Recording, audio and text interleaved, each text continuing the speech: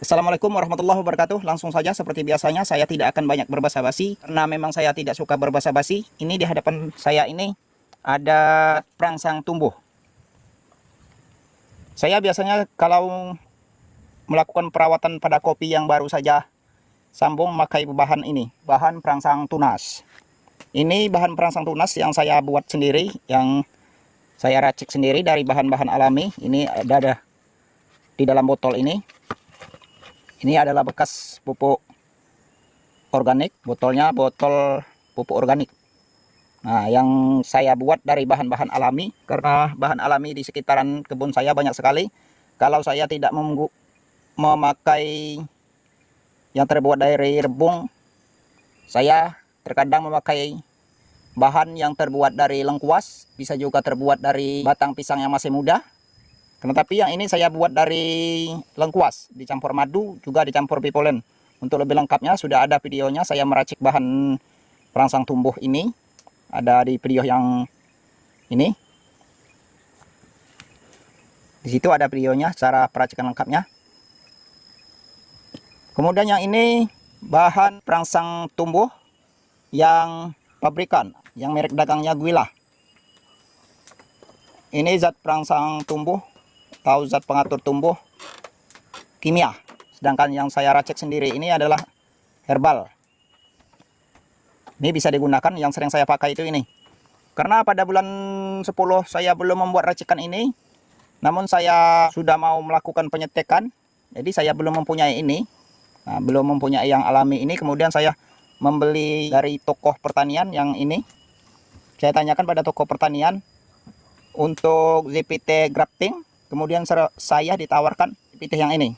Karena saya tertarik juga, di dalam kemasan ini tertulis, mana ini nah, ada bagus juga untuk kopi. Ini bagus untuk kopi ya. Jadi ZPT ini bagus untuk kopi. Di sini juga tertulis, mungkin bisa kita lihat, meningkatkan jumlah cabang. Nah, dengan di sini saya berasumsi bahwa ini bisa kita buat untuk melakukan penyetekan. Walaupun sebenarnya saya juga belum mencoba, karena yang sering saya pakai itu yang ini, yang alami ini. Nah, untuk hasilnya akan kita lihat bersama-sama. Mari kita cek bersama-sama. Namun sebelum kita melakukan pengecekan, bagi teman-teman yang belum subscribe, silahkan subscribe dulu channel ini, agar saya lebih bersemangat lagi untuk membuatkan konten-kontennya. Sekarang langsung saja kita ke TKP. Karena di bagian ini saya melakukan penyetekan atau penyambukan kopi yang memakai ZPT Guilah. Yang pertama sekali ini saya mencoba. Ini saya buat takaran per liternya dengan jumlah ppm 700 ppm. Jadi untuk Guilah itu karena bahannya bahan kimia, jadi saya sangat berhati-hati. Ini saya melakukan peracikan Guilah dengan racikan antara 500 sampai dengan 700 ppm. Sekarang mari kita lakukan pengecekan bersama-sama. Ini di hadapan kita. Bismillah, bagaimana keadaannya? Nah, sepertinya ini menghitam. Ya, benar sekali, ini menghitam. Nah, ternyata yang pertama ini gagal. Dan kita yang berikutnya, yang ke sebelahnya. Nih. Sepertinya menghitam juga. Nah, double entres ini. Hitam, dua-duanya mati semua. Ini gagal semua dua-duanya. Bagaimana ini? Kedua-duanya mati. Terus kita yang sebelahnya. Ini kita melakukan apa? Eksperimen. Bagaimana eksperimennya? Wah, ini sepertinya mati juga. Belum pernah saya melakukan penyambungan seperti ini. Sampai 2-3 mati. Yang 2 entres juga mati. Ini gagal. Gagal total ini namanya. Ada apa sebenarnya ya? Nanti akan ada jawabannya. Bagaimana kalau yang ini? Yang ini kita ada tudungnya. Kita lepas dulu tudungnya ini. Langsung saja kita buka. Wah, ini sudah positif mati. Kalau yang entresnya saja sudah, nah, sudah tercabut seperti ini. Mungkin binatang monyet ini yang membuka ini, yang mengganggu ini. Entresnya saja sudah tergeletak di dalamnya ini. Udah, tidak perlu kita urus yang ini. Yang ini. Nah, ini hidup. Sepertinya hidup ini. Nah, baru satu kita menemukannya hidup. 3 yang gagal, 4 yang gagal, 1 yang hidup. Bagaimana yang ini? Kita periksa juga. Nah, ini saya taruh ini sebagai tudungnya. Sudah mati ini. Sepertinya gagal juga ini. Sudah kelihatan menghitam ini yang sebelah bawahnya, gagal juga ini. Jadi banyak sekali yang gagal, sampai 4 apa 5 tadi. Baru kita menemukan yang hidup itu satu, yang dikasih tudung tadi. Belum pernah sebenarnya saya melakukan penyetekan seperti ini ya. Saya jadi agak ragu dengan JPT yang Guila itu. Dan yang ini ada tudungnya, kita lakukan pengecekan juga. Nah ini belum mati. Belum mati, belum juga. Oh, sudah ada ini. Sudah ada. Sepertinya ini berhasil. Nah baru 2 kita menemukan yang berhasil. 4 yang gagal. Apalagi yang tempel seperti ini. Nah, kecewa. Belum pernah saya melakukan sambung seperti ini ya. Terus yang ini bagaimana yang ini? Sudah bisa dipastikan yang kasih tudung saja gagal, apalagi yang tidak kasih tudung. Aduh, hancur ini. Hancur. Nih yang tempel sudah kelihatan, apalagi yang tempel ini. Gagal ini. Gimana yang ini? Sudah pasti gagal juga. Waduh. Nah, ini mungkin teman-teman juga bertanya-tanya, kenapa ya namanya ZPT, zat perangsang tumbuh, tapi ternyata kita pakai untuk melakukan penyetekan ini malah yang lebih bagus. Lebih bagus yang saya buat sendiri dari alami, dari rebung, dari madu. Lebih bagus yang itu malahan. Sampai 90% berhasilnya. Ini 90% gagalnya malahan kebalikannya. Tadinya saya mengira ini adalah terjadi karena overdosis. Padahal saya cuman melakukan dosis cuman 768. 767. Nah, 767. Nah, jadi saya mengira kalau di bawah 1000 ini masih belum terlalu kental. Jadi saya turunkan lagi. Mungkin yang 700-an lebih itu terlalu kental, maka saya turunkan lagi menjadi 457. Nah, saya memakai 457 ini. 457 ppm. Ternyata masih juga. Nah, ini yang makanya saya mulai mencari informasi ada apa sebenarnya dengan ZPT ini ya. Padahal ini ukurannya sudah di bawah ukuran itu.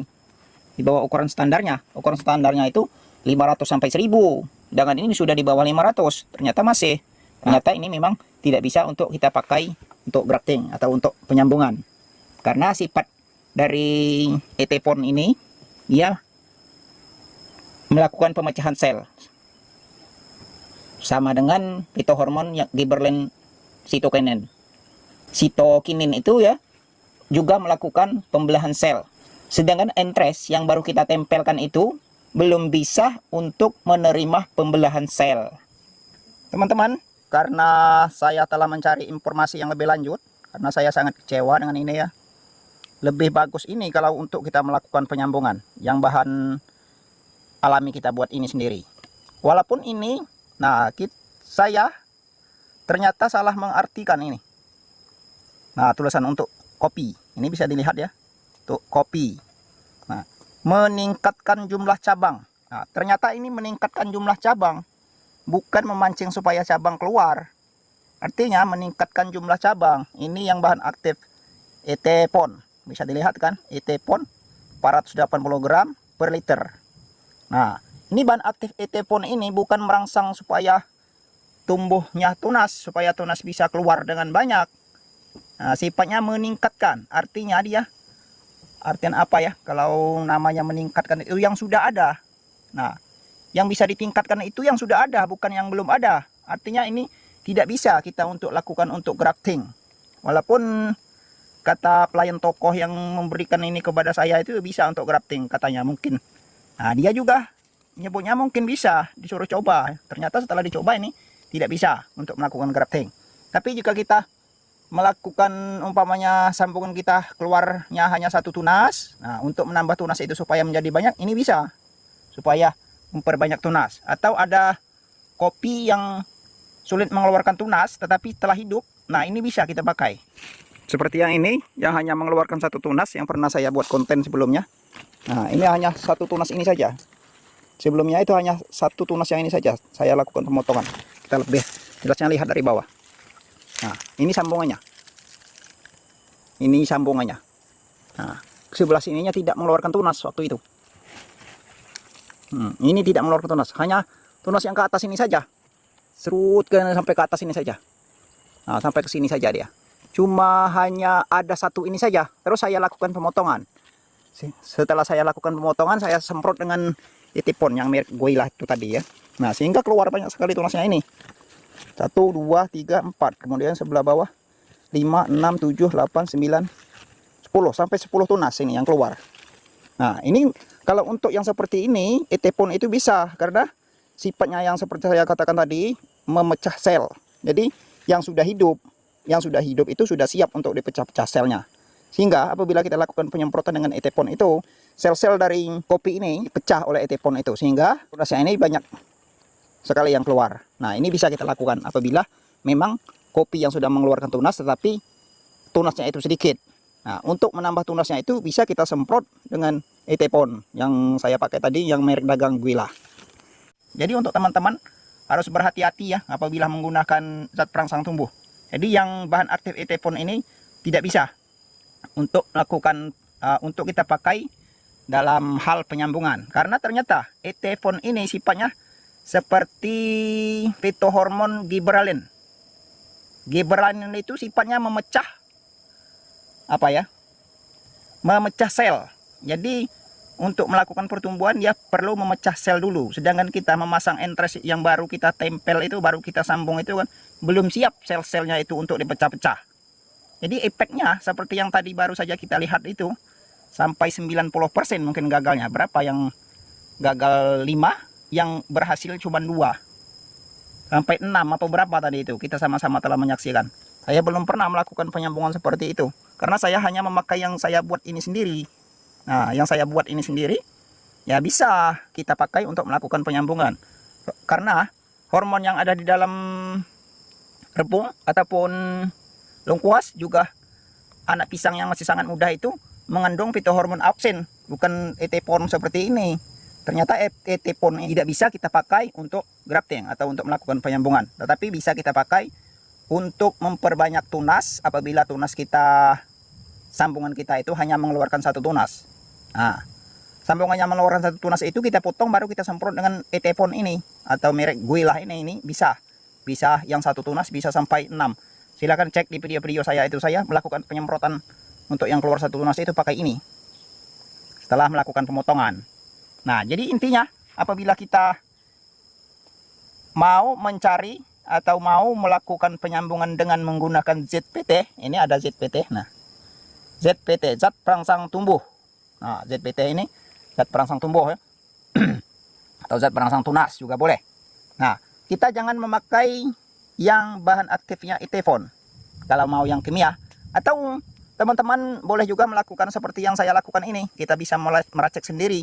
Setelah kita racik itu, nah saya ini fermentasi di dalam botol ini.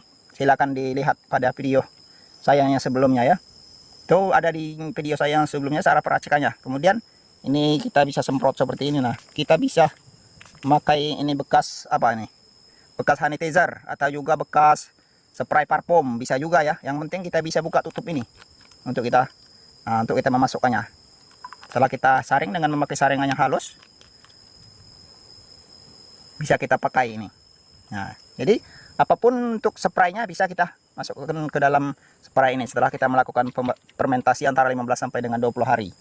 Nah, jadi untuk teman-teman, sekali lagi saya hanya berbagi pengalaman ini. Jangan sampai teman-teman melakukan kesalahan seperti yang saya lakukan ini. Nah, mungkin itu saja sebagai pemberitahuan. Saya sudahi. Wassalamualaikum warahmatullahi wabarakatuh.